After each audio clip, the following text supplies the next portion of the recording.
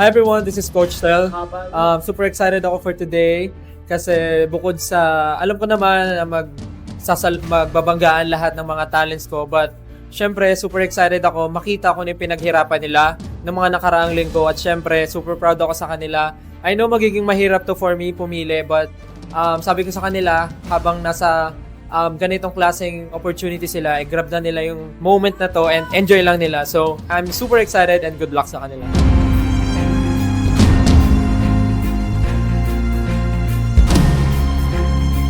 Hello everybody, this is Coach Julie. Naku, dapat niyong abangan ang first day ng battles. Looking forward ako sa mga kaganapan. Looking forward ako sa mga performances na hindi lang syempre sa team ko, but looking forward din ako na makita yung ibang production numbers na inihanda ng kids sa bawat grupo, sa bawat coach.